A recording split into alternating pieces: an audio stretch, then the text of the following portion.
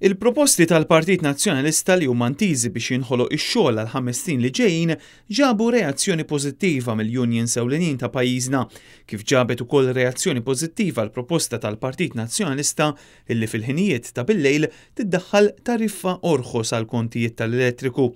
Din il-ġimgħa dan l-istazzjon ħal kummenti ta' diversi trade unions dwar dawn il-proposti.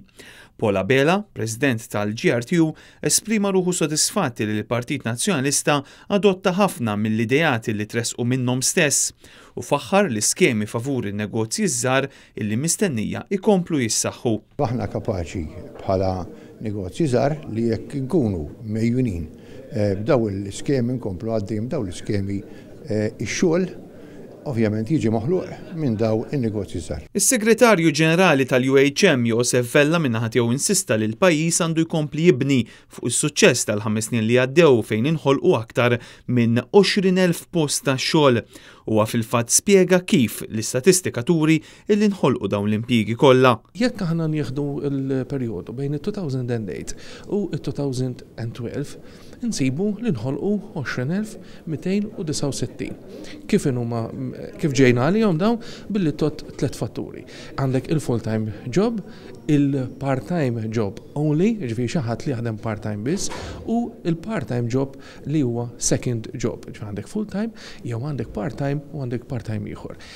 Dawn huma tliet ħanajtek gruppi tajjeb li aħna noddu flimkien li x'ħin għodhom tajjeb jikkonstitwixxu għal 20,269. Ħadna wkoll ir-reazzjoni tal-President tal-MHRA Tony Zara illi staqsejnieh b'mod partikolari dwar il-proposta tan-night tariff. Definitely a step in the right direction, però xorta nerġa' ngħid illi huwa importanti li dina nittakiljaw bħala national issue. Dwar in-night tariff jikkummenta wkoll Philip Fenech mill-GRTU li jirrappreżenta bars, ristoranti u postijiet ta' divertiment. Jekk f'xi mod se jitnaqsu dawn ir-rati bil-lej hija pożittiva ħafna, però barra minn hekk qegħdin ukoll inħarsu lejn negozji oħrajn, pereżempju l-laundries, li qalulna li se jixxiftijaw il-business tagħhom anke għal billej. Apparti dawn in-negozji wkoll hemm il-garages pereżempju, il-butchers, is-supermarkets, jiġifieri hemm ħafna negozji li mhux biss joperaw billej u se jistgħu jiggwadanjaw, imma